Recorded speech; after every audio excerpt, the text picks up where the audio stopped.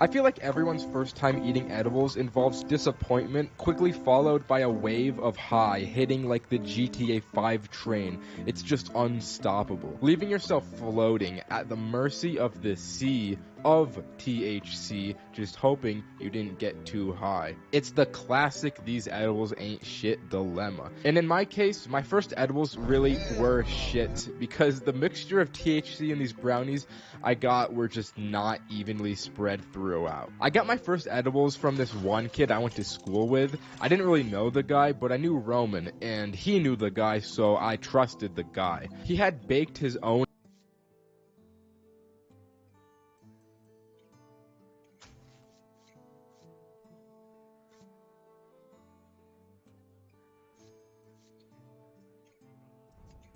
edible brownies he was selling at school, so I decided to jump on the opportunity, and I bought 3 of them for Cole, Roman, and me. We got through our day of school with the weekend ahead of us, so we decided to all assemble at Roman's place that night and eat the brownies. And if anything bad were to happen, we had Saturday and Sunday to recover from this. So it's around 6 p.m. and the 3 of us are all bunkered down in Roman's bedroom. We had prepared for the munchies, so we had boxes of Oreos, bags of Doritos, and 3 Happy Meals for the 3 of us. We got our brownies and we prepared to enter the high. Wherever this brownie takes us, we don't know. We could very well come out of this new men.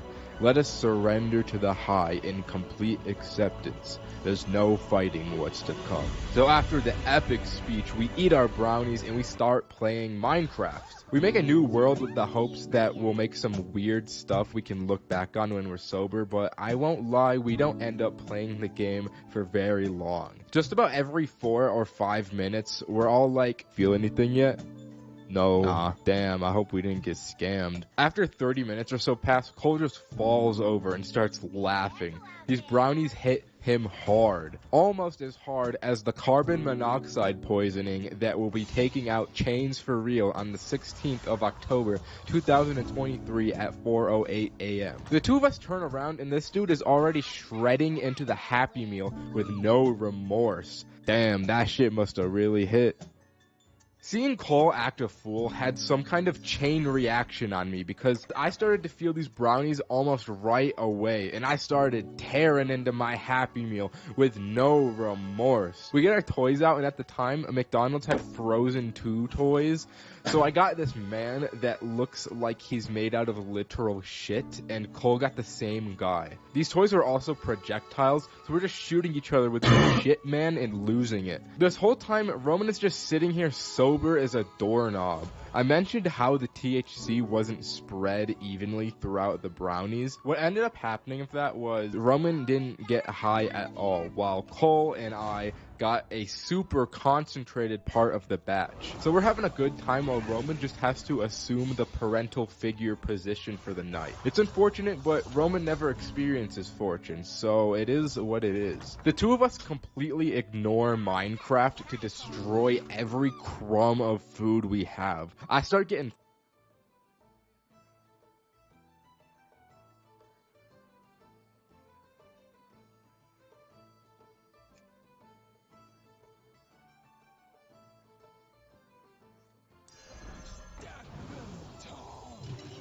thirsty, so I leave the room and I start walking to the kitchen. I see Roman's mom coming in my direction, so I quickly just make a turn to go into the bathroom to avoid her. When I walk into the bathroom, it feels so still. It's a little cold and there's not a sound. I stare at myself in the mirror for like 10 minutes without breaking eye contact, and I just think to myself, damn, I'm really just a guy on drugs right now. My thoughts get broken by a loud thump from outside the room, so I go out and I go back to the bedroom, and I just see all the Happy Meal boxes crushed flat on the ground. Cole is just walking around talking about Don Juan, some Spanish dude that seduces women, I guess. I don't really know. I'm like, yo, what was that noise? And I don't even know what Roman said back to me, because I just enter a new dimension in this moment. I don't know what it is, but I'm just hit so hard. I tune out the entire external world, and get taken somewhere entirely different. I lay on the bed and just focus all my attention on the sound of the Minecraft soundtrack that's still playing on the game we abandoned. Me and the bed just become one being, and I'm like this for the rest of the night. I don't even notice it, but Cole and Roman leave the room, and apparently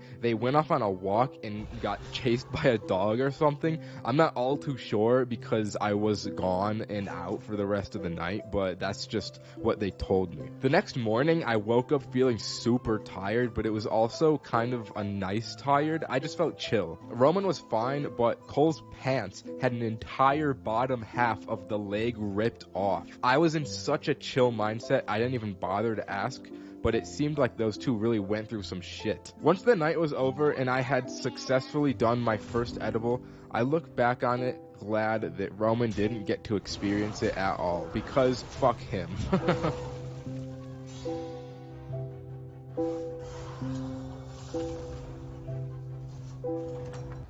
These big old doohickeys are notorious for being the kings of smoking equipment. Just look at this list, it's at number 1. And it's for a good reason. Anyone who's ever used one knows just how lethal a few hits can be. And I did 10 big hits living to tell the tale, baby. I was in a smoke competition with this guy that is genuinely unhinged and vile as a person, but we'll get into that. It all started in one of my stacked classrooms. I had Roderick, Adam, Roman, need I say more? But there was one unnamed mystery individual in this class as well. No one knew him, but also everybody knew of him. He'd always be dressed up extremely classily. He had this pot hat he always wore. He had those anime hoodies and his classic lightning bolt Crocs. The dude dressed so loudly despite never speaking a word once, until Roman did his talking to strangers thing and came up to the squad like, "Yo guys, I talked to the Croc guy, he seems kinda cool, I'm gonna hang out with him." But then "I'm gonna hang out with him"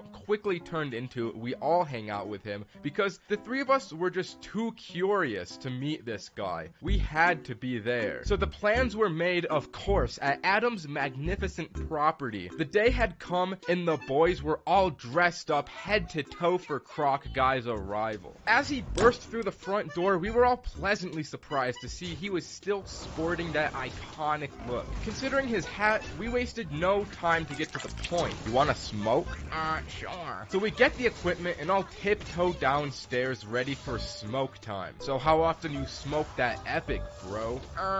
Just about every day." "Oh, alright, so you think you can do more than I can?" Well, why don't we find out, So I grab that thing, take a hit, and pass it over to him. It goes around its rotation about 3 more times before the big man Adam has to tap out. 2 more rotations, and Roderick taps out. Then ultimately, once we get to the 7th hit, I look over at Croc Guy, and he says to me, I can't do this anymore." So me and Roman do a celebratory dance to commemorate victory. "I feel on top of the world! We need to go to the gym!" So we go into Adam's home gym. Like I said, he's got quite the estate. And me and Roman start hitting this punching bag with no remorse for our hands. In the face of success and 7 bong rips, there was no pain to be felt. But Roman must have had some serious demons because he took it pretty far, but he's the unhinged one, so it's not unexpected of him. After we broke our actual hands, we walk back over to meet with the group downstairs. But it's important to note, as we walked back, I was walking behind Roman. We were met at a crossroad where going left would lead us downstairs, which was where everyone was, but going right would lead us to Adam's bedroom, where I could swear I heard some kind of noise from. But I had thought that everyone was still downstairs. Did they come up to Adam's room? Roman didn't hear this, so he kept walking without realizing I had stopped behind him. So I turned alone and walked towards Adam's bedroom, and as I walked in, I see the Croc Guy laying on the floor, but I didn't see anyone else. Yo, what's up?" No response. I walk closer, and I see he's passed out in a weed coma of some sort. But as my eyes wander down, I see the Croc Guy is, Exposed. I'm frozen for a moment before I slowly just walk out of the room to not make a noise. Bro, what was that? I knew we should have never hung out with the Croc dude. Oh my god, I need to tell everyone else about this right now. Once I got downstairs, I see Roderick freestyling and I freeze up again. Being as high as I was, I realized it would be pretty awkward to explain the situation to them. So alternatively, the plan was to naturally lead them into finding out themselves. But before I said anything, there was one absolutely fire bar Roderick said during his freestyle, which went along the lines of, "She didn't want to fuck me, but she should have." After that heat was spoken, I said, "Guys, let's all go upstairs." "Okay, but let's smoke more." So we do the bong rotation 3 more times before going upstairs, and I'm just hammered. I am smashed from these hits, dude. As we walk up and towards the room, Roman yells out, "Bro, we need to go to the pool. I want to see what the water looks like." So the great Croc guy reveal was delayed while the 4 of us sit by Adam's pretty sweet indoor pool. But to be honest, because of all those extra bong rips, I kind of forgot at this point the trauma that I had seen earlier. Something had snapped inside of me just out of nowhere at this pool because I'd start talking to myself. "We're going to war, boys. This is gonna be the end." "What are you talking about, bro?" "We're in the cryopod, bro. We're freezing ourselves in the cryopod before we go to die at war on the fire planet." "You're on something else right now." "Yeah, I have no idea what he's talking about." "Tell me, should I die for my family or for my country?" "Definitely the country, bro." "Yeah, definitely. When I'm out there, I don't have a family." I just created an entire headcanon in my mind that we were these space soldiers. I don't know where it came from, but it was funny. "We should leave the pool. Roman, that was a shit idea." As everyone left, I kind of lagged behind for 30 seconds or so before I got up. And because of that, I exited out of the wrong door because I'm directionally impaired. I ended up on the other side of the house in the living room. There was jazz playing, the Christmas tree was set up, dim lighting. This was the absolute peak environment to be in. So I sat down for a minute alone to take in the environment when my peace was suddenly interrupted by screaming at the other end of the house. Then I finally remembered that atrocity in Adam's bedroom that I forgot about, but I didn't bother to go over there since the situation I was in was just too good. So I just laughed about it alone from a completely different end of the house while my 3 friends just went through torture. I couldn't be bothered when I was this high and cozy. Eventually, I just kind of fell asleep and the boys handled it. I don't know what exactly they did to the Croc guy, but whatever happened was surely a solution. Okay, that's the story. Subscribe. At one point, we've all consumed more substances than we can take and lost some sort of bodily function. Whether that's the loss of literal control over your body or the loss of your mind so you just act on all of your primal monkey thoughts, either way, something is lost. So even if this story is the highest I've ever been, if you've watched me for long enough, you'll know that the only thing that I lose is my shame. I have an ability to hard body substances without ever dropping. So, at least originally, this night was going to be planned as a mushroom trip between me, Roman, Adam, and Roderick. And I'll just skip the scene setting because I know you just want to see the drugs. So me and Roman pick up 6 grams of shrooms, stop by the Holy Land for snacks, arrive at Adam's luxurious estate, and get inside to prepare for the Ninja content farm. Also, Cameron was there too, so let's not forget about him. Round of applause for Cameron, although he was going to be sober and exclusively doing homework on his MacBook this night. So you got